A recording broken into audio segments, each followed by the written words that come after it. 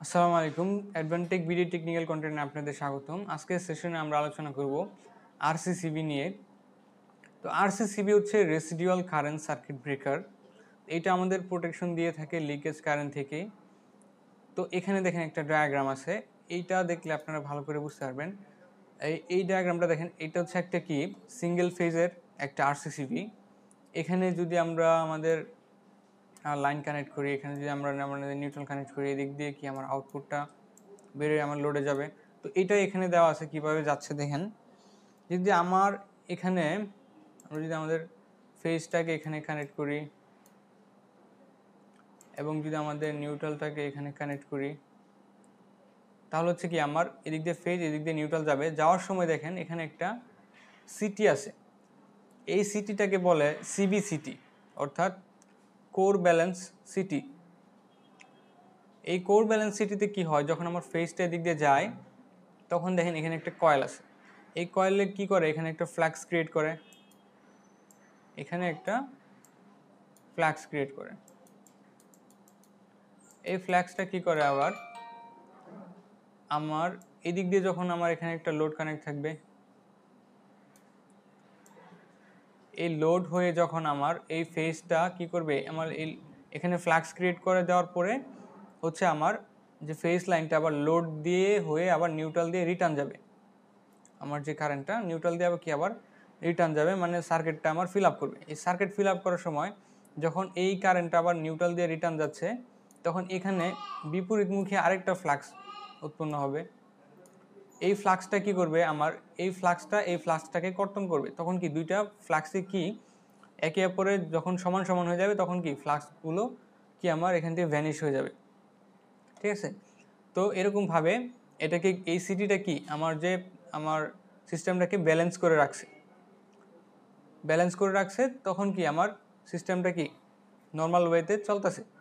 যখন এখানে কোনো অ্যাবনর্মাল ইস্যু হবে বা কোনো কারেন্ট লিকেজ হবে, তো লিকেজ বলতে ধরেন যদি আমার এই লাইনটা ধরেন আমার একটা পাওয়ার সকেটে লাগানো আছে, তো এখানে যদি ধরেন যে একটা হিউম্যান যখন এখানে কোনো লাইন প্লাগিং করতে যাবে, তখন যদি কোনো কারণে তার বডিতে লাইনটা লেগে যায়, কোনো লিকেজের মাধ্যমে যদি তার বডিতে লাইনটা লেগে যায় এবং তার শরীর দিয়ে যদি এই কারেন্টটা গ্রাউন্ডে পৌঁছায়, তাহলে হচ্ছে কি যখনই হচ্ছে এখানে কিছু পরিমাণ লিকেজ কারেন্ট তার শরীর দিয়ে গ্রাউন্ডে পৌঁছাবে, তখন কি আমার এই ফেজে যে কারেন্টটা আসতেছিল সেই সম পরিমাণ কারেন্ট কিন্তু আমার নিউট্রাল দিয়ে রিটার্ন যাবে না।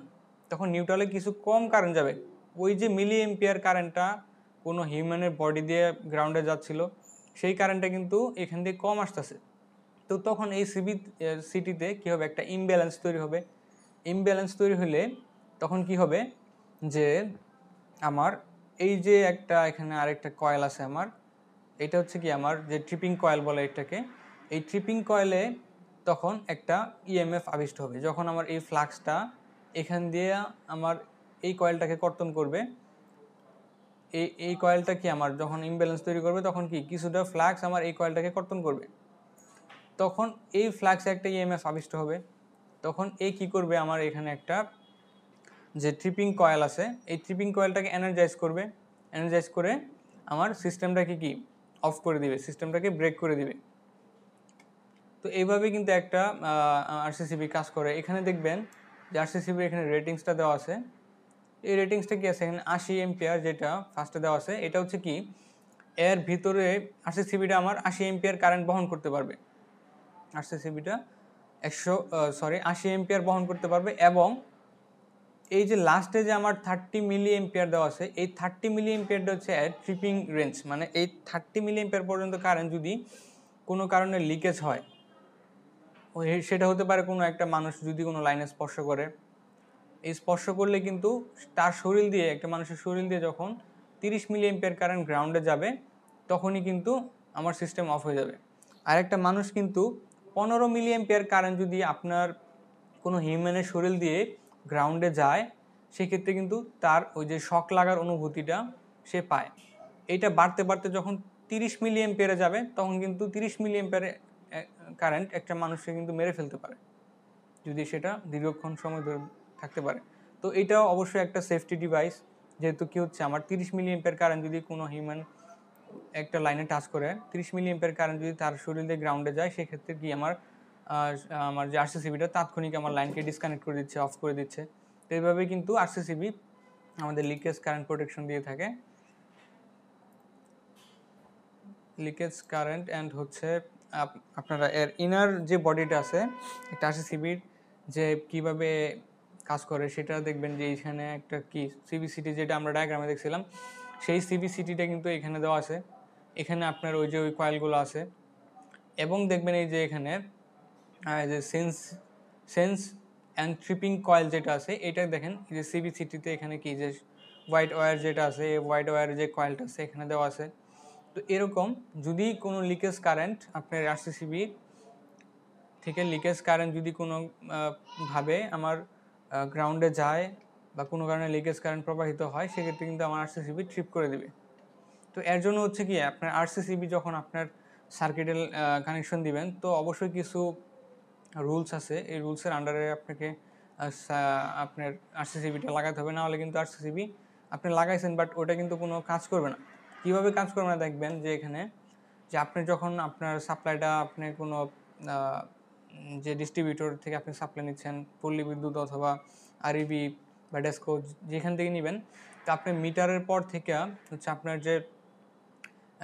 যে এমডিবিটা আছে, মেইন ডিস্ট্রিবিউশন যেটা আছে, মেইন ডিস্ট্রিবিউশন বোর্ডে হচ্ছে কি একটা আপনার ফার্স্টে একটা এমসিবি ইউজ করবেন, সেই এমসিবিটা একটা ডিপিএমসিবি ইউজ করবেন। ডিপিএমসিবি থেকে লাইন যেটা বেরোবে সেটা যাবে হচ্ছে আপনার আরসিসিবিতে, এবং আরসিসিবি থেকে যে লাইনটা বেরোবে সেই লাইনটা দিয়ে কিন্তু আপনার তার পরবর্তীতে আপনি আরও বিভিন্ন সিঙ্গেল পোল দিয়ে হচ্ছে আপনার লাইনগুলোকে আপনি ডিস্ট্রিবিউট করে দেবেন আপনার ঘরে, আপনি যে লোডগুলো চালাবেন। তো সেই ক্ষেত্রে অবশ্যই আপনাকে মাস্ট বি ফলো করতে হবে যে আপনার নিউট্রালের যে লাইনটা আছে, আপনি নিউট্রাল লাইনটা অবশ্যই আরসিসিবির পর থেকে যে লাইনগুলো পাবেন, এই যে ফেস আর নিউট্রাল, এই দুইটা লাইন দিয়ে কিন্তু আপনার পুরো লোডগুলোকে চালাতে হবে। এখানে আপনার এই লাইনে কোনো আপনার গ্রাউন্ড কানেক্ট করতে পারবেন না।